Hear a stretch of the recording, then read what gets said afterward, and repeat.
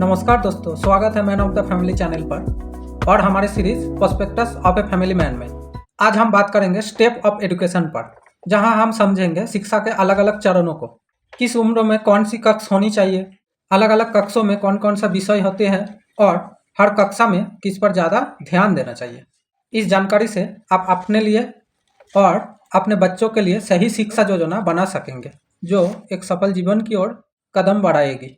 तो चलिए शुरू करते हैं। इस चार्ट के हिसाब से टोटल 10 स्टेप है, उसमें एक एक करके आपको आगे बढ़ना होगा। तो पहला कदम है, मतलब पहला स्टेप है प्री प्राइमरी, मतलब पूर्व प्राथमिक। इसमें टोटल 4 क्लास होते हैं: pre nursery, nursery, LKG and UKG.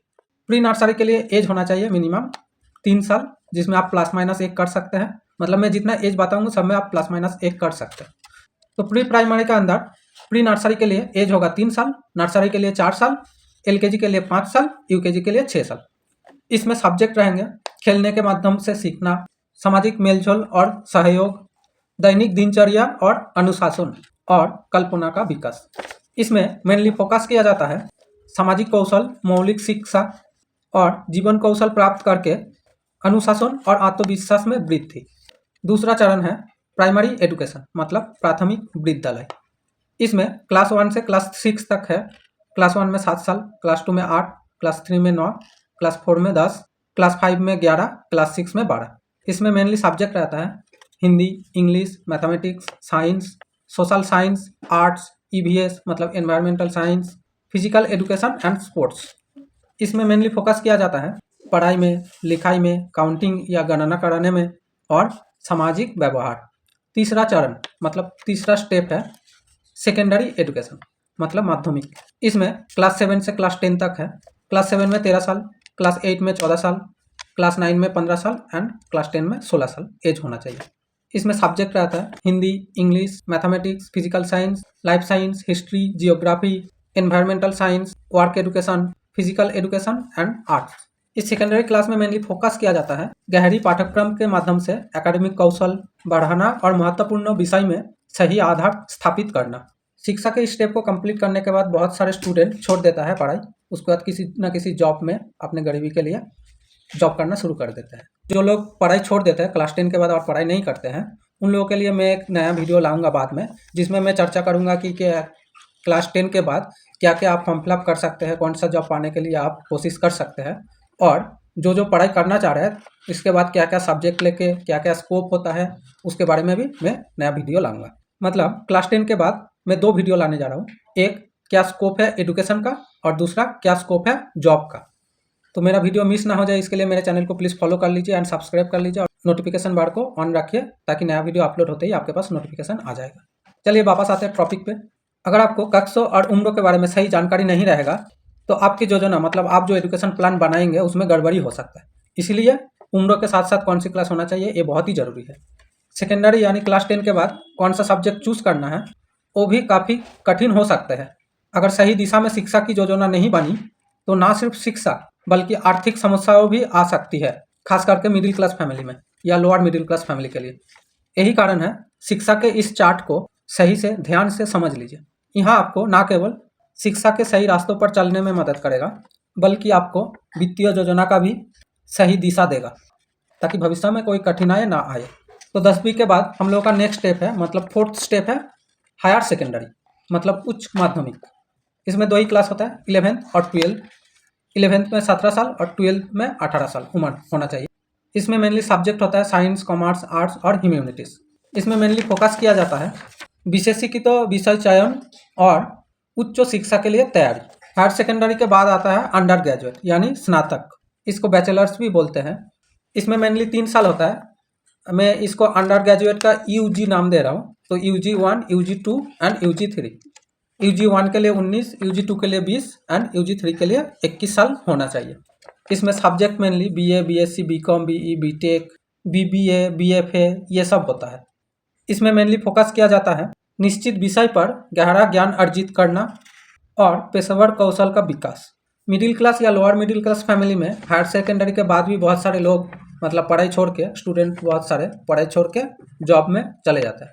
तो उन सब के लिए भी मैं नेक्स्ट में वीडियो लाऊंगा जहाँ पर मैं दिखाऊंगा हायर एजुकेशन मतलब HS के बाद यानी 10+2 के बाद क्या क्या जॉब का स्कोप है, और जो लोग पढ़ाई करना कंटिन्यू चाहेंगे तो उन लोगों के लिए क्या क्या स्कोप है और क्या क्या स्कॉलरशिप मिल सकता है, उसके बारे में मैं डिटेल में एक वीडियो लाऊंगा।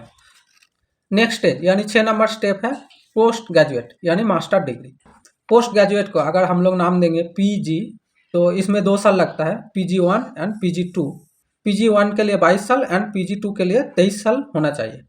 इसमें मेनली सब्जेक्ट रहता है MA, MSc, MCOM, ME, MTech etc।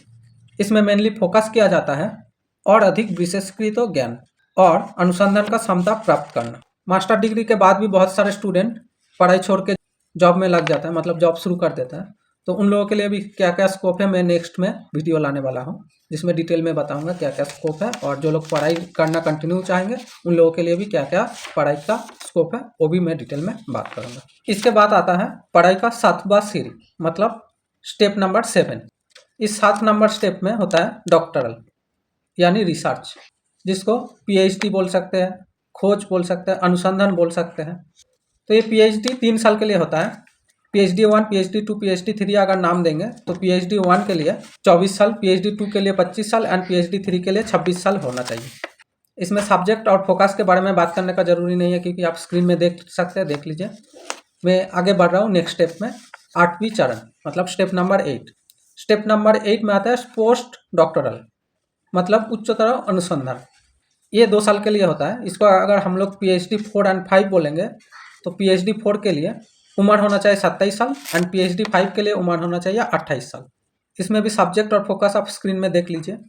इस स्टेप नंबर 8 के बाद बहुत सारे लोग सोचते हैं कि आप पढ़ाई लिखाई ख़त्म हो गया, लेकिन नहीं, अभी पढ़ाई लिखाई ख़त्म नहीं हुआ, क्योंकि इसके बाद भी आपको पढ़ाई लिखाई करना पड़ेगा, क्योंकि शिक्षा का भी एंड नहीं होता है, पूरा लाइफ भर चलता है। तो शिक्षा का 9 नंबर स्टेप मतलब जो लाइफ भर आपको सीखना पड़ेगा वो है प्रोफेशनल एजुकेशन एंड ट्रेनिंग, जिसमें सब्जेक्ट रहता है विभिन्न प्रशिक्षण कार्यक्रम और रोजगार संबंधित प्रशिक्षण। इसमें फोकस किया जाता है निर्धारित पैसों के लिए विशेष प्रशिक्षण और कौशल अर्जन। सबसे लास्ट में आता है एजुकेशन का 10वीं चरण मतलब 10 नंबर स्टेप, जो कभी ख़त्म नहीं होने वाला है, वो है कंटिन्यू एजुकेशन, जिसमें सब्जेक्ट रहता है ऑनलाइन कोर्स, सेमिनार एंड पेशेवर विकास। इसमें मेनली फोकस किया जाता है जीवन के हर चरणों में क्षमता और ज्ञान प्राप्त करना। तो दोस्तों, ये थी शिक्षा के विभिन्न चरणों के लिए उचित उम्र के बारे में कुछ महत्वपूर्ण जानकारी।